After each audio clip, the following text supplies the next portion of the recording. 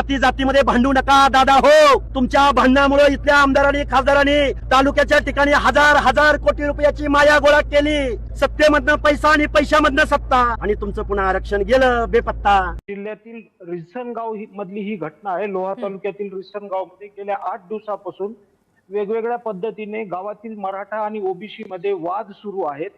गावातील एक शिक्षण संस्था चालक आहेत प्राध्यापक मनोहर धोंडे यांनी मराठा समाजाच्या आरक्षणाला उच्च न्यायालयात आव्हान दिलेलं आहे. त्यामुळे त्यांच्या शाळेतील मराठा समाजाच्या विद्यार्थ्यांनी टीसी काढलेल्या आहेत आणि त्या घटनेपाठोपाठ गावातील मराठा संस्था चालकाच्या शाळेतील टीसी ह्या ओबीसी मुलांनी काढलेल्या आहेत. त्यामुळे गावात गेल्या 8 दिवसापासून वादच सुरू आहे आणि हा वाद निवळण्यासाठी गावकऱ्यांनी काल बैठक बोलावली होती.